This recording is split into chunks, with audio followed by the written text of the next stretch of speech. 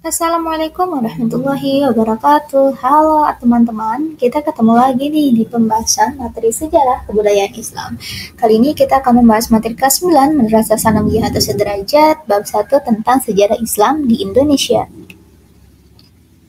Yang pertama, Islam masuk ke Indonesia sejak abad ke-7 hingga 16 Masehi.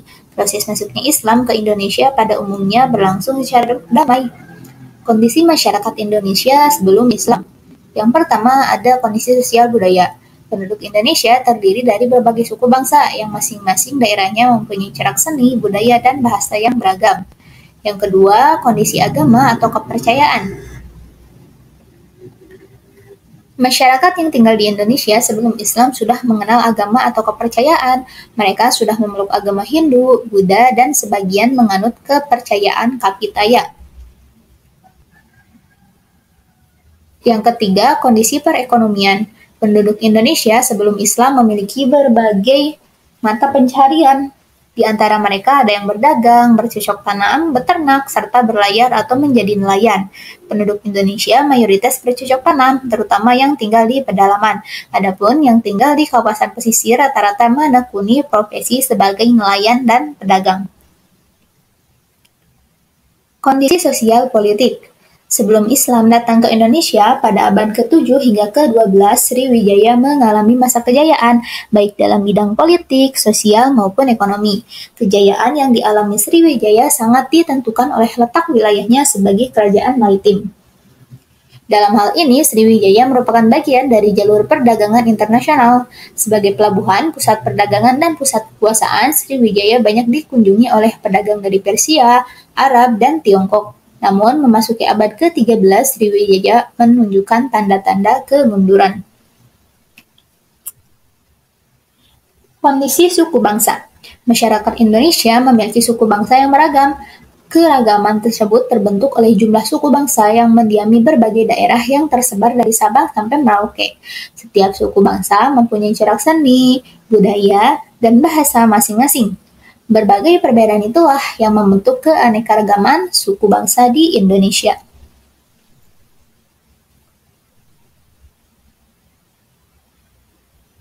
Selanjutnya kita akan membahas mengenai masuknya Islam ke Indonesia, di antaranya melalui jalur perdagangan. Pada taraf permulaan, saluran Islamisasi adalah melalui perdagangan. Kesibukan lalu lintas perdagangan pada abad ke-7 hingga ke-16 Masehi membuat pedagang-pedagang Muslim dari Arab, Persia, dan India turut ambil bagian dalam perdagangan dari negeri-negeri bagian Barat, Tenggara, dan Timur Asia. Selanjutnya adalah melalui jalur perkawinan. Dari sudut pandang ekonomi, para pedagang Muslim memiliki status sosial yang lebih tinggi dan unggul daripada kebanyakan masyarakat pribumi. Hal ini berakibat penduduk pribumi, terutama putri-putri bangsawan, tertarik untuk menjadi istri dari para saudagar tersebut.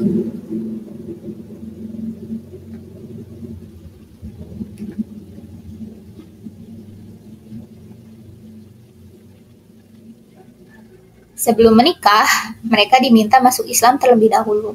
Setelah mempunyai keturunan, lingkungan mereka semakin meluas hingga pada akhirnya memunculkan kampung-kampung, daerah-daerah, dan kerajaan-kerajaan Muslim. Selanjutnya melalui jalur pendidikan. Proses penyebaran Islam juga dilakukan melalui jalur pendidikan. Dalam hal ini, model pembelajaran dilakukan dengan cara sederhana.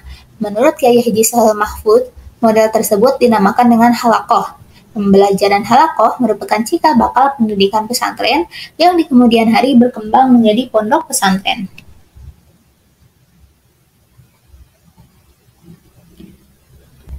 Selanjutnya adalah seni budaya. Saluran penyebaran Islam melalui kesenian yang paling terkenal adalah pertunjukan wayang. Sunan Kalijaga adalah tokoh ulama yang paling mahir dalam memainkan wayang. Ia tidak pernah meminta upah pertunjukan, tetapi mengajak penonton untuk mengikuti mengucapkan kalimat syahadatain. Selanjutnya melalui tasawuf. Tasawuf adalah ajaran, cara, dan sebagainya untuk mengenal dan mendekatkan diri kepada Allah, sehingga memperoleh hubungan langsung secara sadar dengannya. Orang yang ahli di bidang ilmu tasawuf disebut sufi.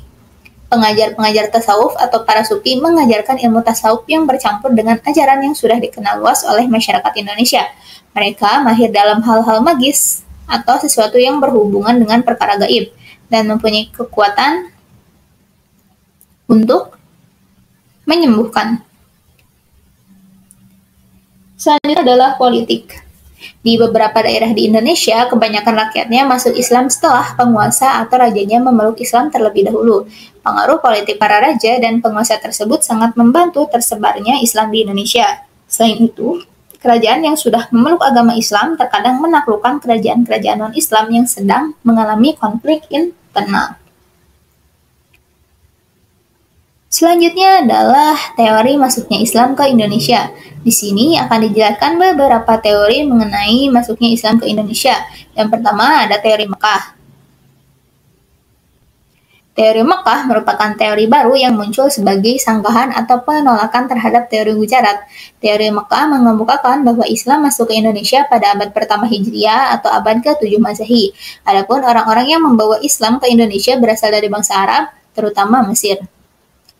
Teori Mekah didukung oleh Hamka, Candler, dan T.W. Arnott. Pendukung teori ini menyatakan bahwa pada abad ke-13 sudah berdiri kekuasaan politik Islam. Jadi masuknya Islam ke Indonesia terjadi sebelumnya, yaitu pada abad ke-7 Masehi. Selanjutnya adalah teori Persia. Teori Persia berpendapat bahwa Islam masuk ke Indonesia pada abad ke-15 dengan dibawa oleh bangsa Persia, yang sekarang menjadi negara Iran. Teori Persia didasarkan pada banyaknya kesamaan antara budaya Persia dengan masyarakat Indonesia. Selanjutnya ada teori Gujarat. Teori ini mengemukakan bahwa Islam masuk ke Indonesia pada abad ke-13 Masehi. Bangsa Gujarat atau Cambai dari India diyakini sebagai pihak yang membawa Islam ke Indonesia. Teori Gujarat didukung oleh Snook Hurgundje, W.F. Sutherhim, dan Bernard H.M. Flake. Mohon maaf apabila ada kesalahan dalam menyebutkan nama masing-masing tokoh. Selanjutnya ada teori dari Cina. Ahli sejarah yang mendukung teori ini antara lain Profesor Slamet Mujana, H.J. de Graaf. Teori ini didasarkan pada asumsi adanya unsur kebudayaan Cina dalam sejumlah unsur kebudayaan Islam di Indonesia, berdasarkan sumber klonik dari kelenteng Sampokong di Semarang yang memperlihatkan pengaruh orang-orang Cina dalam penyebaran Islam di Indonesia. Corak keislaman di Indonesia. Dalam perkembangan secara dakwah Islam, para mubalik menyampaikan ajaran Islam secara bijaksana melalui bahasa budaya, sebagaimana dilakukan oleh Wali Songo. Nilai-nilai Islam meliputi segala aspek kehidupan masyarakat Indonesia, diantaranya adalah A. Politik. Hal ini dibuktikan dengan munculnya kerajaan Islam di Indonesia. Seni budaya, banyak seni dan budaya Indonesia yang bernuansa Islam seperti hadroh, rebana, dan lain-lain. Pendidikan, diantaranya adalah pendirian pesantren-pesantren. Perekonomian, sejarah mencatat banyak tokoh Muslim Indonesia yang sukses dalam bidang perekonomian.